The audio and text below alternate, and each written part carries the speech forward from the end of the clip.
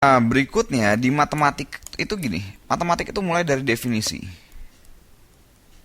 Dari definisi bisa keluar teorema. Teorema atau sifat-sifat. Atau bahasa lo rumus-rumus. Gue nggak suka ngomong rumus. Ya, gue seringnya bilangnya template, formula, atau teorema atau sifat gitu ya. Nah, dari sini bisa jadi rumus lebih banyak lagi. Bisa, wah, kalau andaikan definisi di sini misalnya ada dua definisi penting, bisa dijembrengin jadi kira-kira 5 sampai 10 sifat dasar.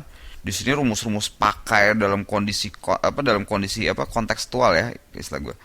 Kontekstual artinya oh pada konteks ini mungkin bisa pakai rumus ini bisa jadi puluhan sampai 30 lebih gitu ya, tergantung konteksnya. Nah, belajar matematik yang enak nggak usah di sini, jadi hafalin. Oh, cara ini rumusnya begini, cara ini rumusnya. Di sini boleh deh. Tapi bagusnya lo harus kuasain dari dasarnya. Itu kayak pohon gitu. Dari sini dia mengakar jadi definisi ini, definisi ini. Dari sini ada sifat-sifat ini, ada sifat-sifat ini. Dari sini ada lagi cabang-cabangnya. Nah, kalau lo cuma nguasain cabang-cabangnya doang, mau dihafalin cabang-cabang yang banyak ini, mungkin ada 10 sampai 20 rumus per bab, kan pusing kan? Ya enggak? Kalau gitu kita kuasain aja dulu sininya. Sambil latihan, latihan kita ngejembrengin sendiri. Bukan berarti oh harus buktiin semua, enggak harus kayak gitu juga. Tapi kalau lo ngerti ceritanya nih, ngejelasinnya kan enak kan, nggak nyasar. Ya kan, kalau tahu oh ini oh runutan itu gini dari sini ke sini. Apalagi kalau nguasain ininya, intinya berarti hemat energi. Kenapa? Lo nggak perlu capek-capek, ngafalin nggak perlu banyak-banyak, udah tahu dijembrengin dikit langsung bisa. Sejujurnya gue kalau dihafalin nih, matematika ada 20 bab. Kalau ini ada 30 rumus masing-masing bab bisa jadi 600, buset deh. Pusing amat, jangan. Ya. Kalau ngafalnya segini ya mending lah. Tapi bagusnya gini. Gue sendiri kadang-kadang lupa rumus kalau nggak dijembrengin. Tapi kalau udah biasa nanti jembrenginnya cepet. Oke? Nah, gue kasih contoh deh. Gue kasih contoh sekalian bagaimana kita memakai poslat-poslat itu saat kita ngejembrengin dari definisi. Oke, misalnya gue punya deret aritmatika. Deret aritmatika, misalnya nih kita terima jadi dulu ya.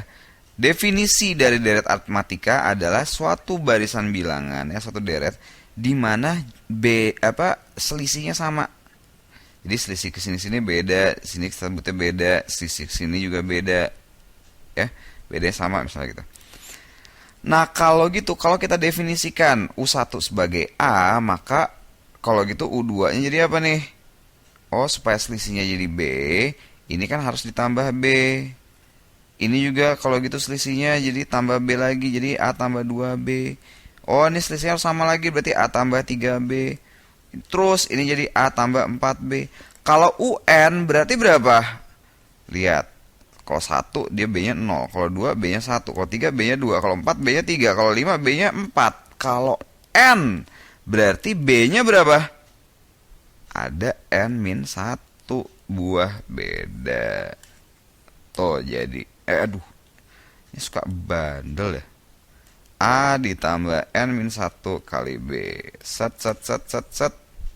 Nah,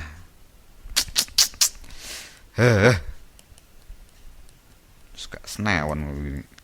Hop, coba hilang nih. Jangan hilang. Nah. Oke ya, tuh.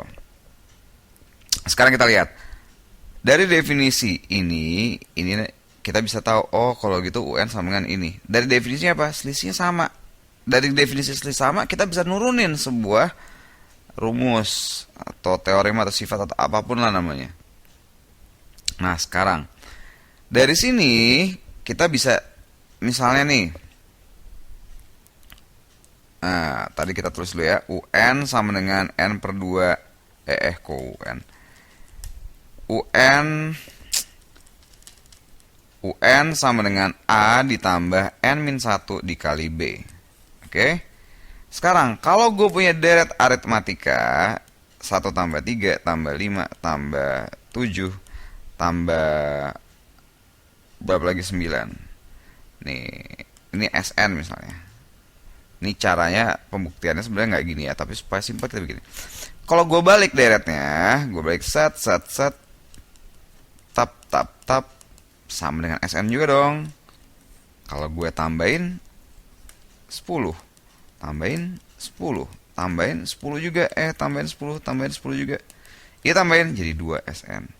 Kalau gitu si 2 SN ini sama dengan 5 dikali 10 dong. Nah, baru kita jembrengin pelan-pelan. 2 SN, 5-nya didapat dari mana sih? Dari jumlah sukunya. Nah, N-nya jadi 5 tuh N-nya gitu. 10-nya didapat dari mana? 10-nya tuh lihat suku pertama tambah suku terakhir atau suku kedua pertama suku kedua terakhir. Kalau gitu suku pertama tambah suku terakhir misalnya. U1 ditambah UN gitu, ya kan?